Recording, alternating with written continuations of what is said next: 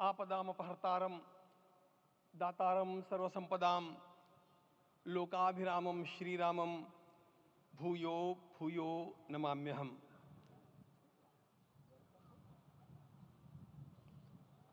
आज अंतःकरण अत्यंत उल्लास से, समाधान से और कृतज्ञता से भरा हुआ है। हमारा संपूर्ण राष्ट्र और पूरा विश्व भी आज भगवान श्री राम की प्रतिष्ठा से आलोकित होने का पर्व आरंभ हो चुका है। यह केवल एक मंदिर में एक मूर्ति की प्रतिष्ठा नहीं है, यह इस देश की अस्मिता, इस देश का स्वाभिमान और इस देश का आत्मविश्वास, इसकी प्रतीक्षा है। 500 वर्षों की प्रतीक्षा के पश्चात यह संभव हो सका। इसके जो अनेक कारण हैं, उनके ऊपर तो आलोक हमारे सारे सम्माननीय अभ्यागत डालेंगे ही। मैं केवल एक काम के लिए यहां पर खड़ा हूं, छोटा सा काम।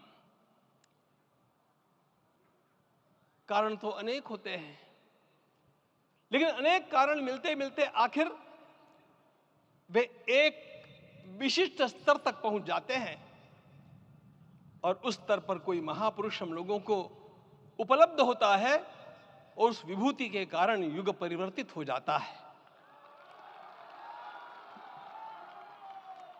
इस प्रकार का परिवर्तन लाने के लिए अपने जीवन को साधना पड़ता है और इस प्रकार जीवन साधने वाले हमारे इस देश की परंपरा के अनेक महान रत्नों में आज हम लोगों को समय की आवश्यकता, युग की आवश्यकता, सनातन के अंतःकरण की आवश्यकता के रूप में हमारे सम्माननीय प्रधानमंत्री जी प्राप्त हुए हैं।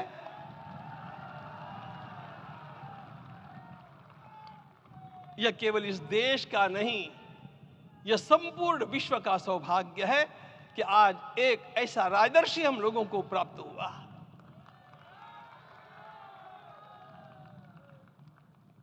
आपके मंगल हाथों से आज प्रतिष्ठा होने की बात थी, वह स्वाभाविक भी था, वो होना ही था मित्रों।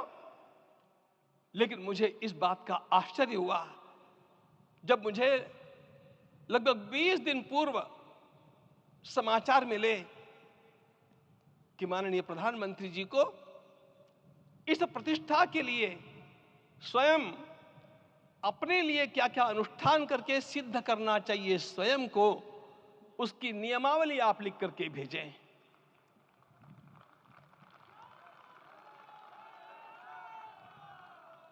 जिस प्रकार का हमारे देश का राजनीतिक माहौल है, कोई भी आकर के किसी भी समय कुछ भी कर्म करके चला जाता है, वो उद्घाटन हो, चाहे पौधारोपण हो, चाहे कुछ भी हो, लेकिन उसके लिए मैं अपने को सिद्ध करूं, इस प्रकार की भावना कहां होती है? यदि किसी ने पूछा तो मैं कहूंगा कि यहां होती है।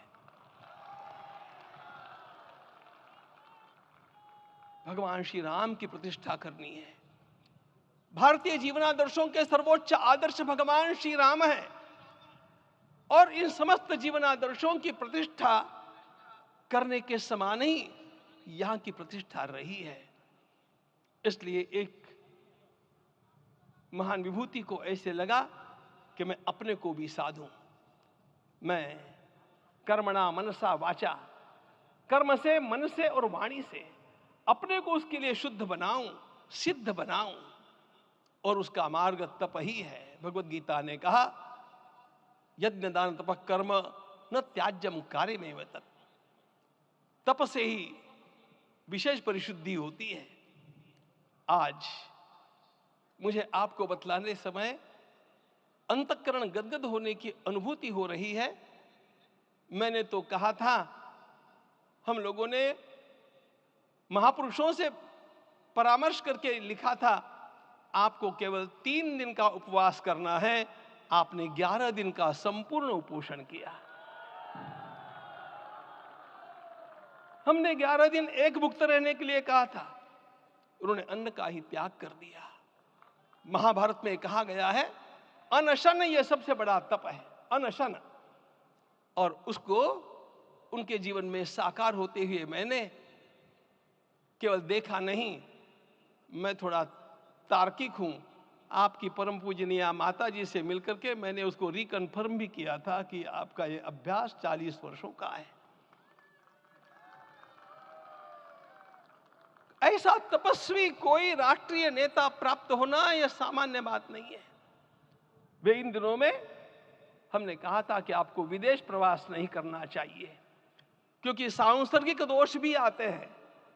विदेश प्रवास टाल दिया सांसर्गिक देशों के इस दोषों की संभावना के कारण, लेकिन दिव्य देशों का प्रवास ऐसा किया। नासिक से आरंभ किया, गुरुवायूर गए, श्रीरंगम गए, रामेश्वरम गए। इन सारे स्थानों पर जाकर के वहां के परमाणुओं को लेकर के और पूरी भारत माता के हर कोनों में जाकर के मानो वे निमंत्रण दे रहे थे कि आइए दिव्य आत्माओं, अयोध्या पधारिए और हमारे राष्ट्र को महान बनाने के लिए आशीर्वाद दीजिए।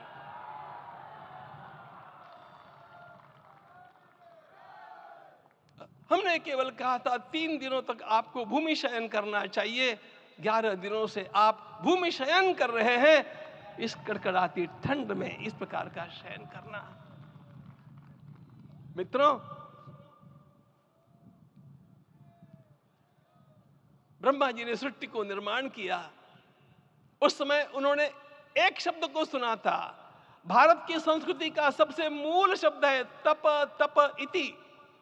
हमारे पूज्य गुरुदेव के गुरुदेव परम गुरु कहा करते थे, कांची के परमाचार्य जी महाराज, तपश्चर। मैं जब भी उनसे मिलता था वे कहते थे तपश्चर।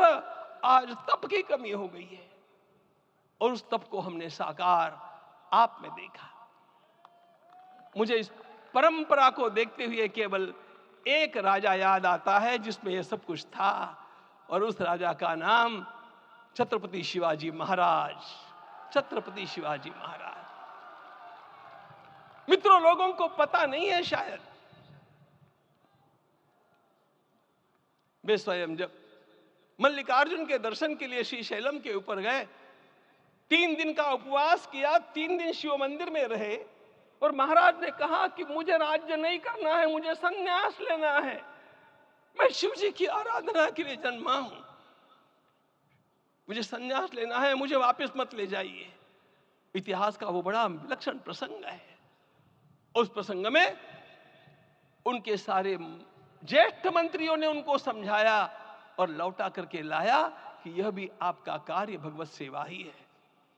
आज हम लोगों को उसी प्रकार के एक महापुरुष ऐसे प्राप्त हुए हैं जिसको भगवती जगदम्बा ने स्वयं हिमालय से लौटा करके भेज दिया कि जाओ भारत माता की सेवा करो। तुम्हें भारत माता की सेवा करनी है।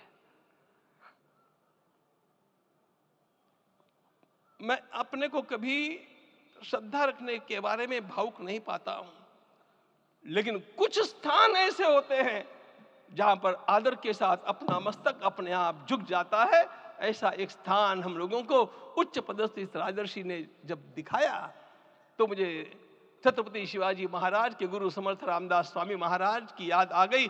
उन्होंने शिवाजी का वर्णन किया, निश्चयाचा महामेरु, निश्चयाचा महामेरु, बहुत जनासी आधारू, अखंड स्थितिता निर्धारू, श्रीमंत योगी, श्रीमंत योगी, श्रीमंत योगी। हम लोगों को आज एक श्रीमंत योगी प्राप्त हुआ।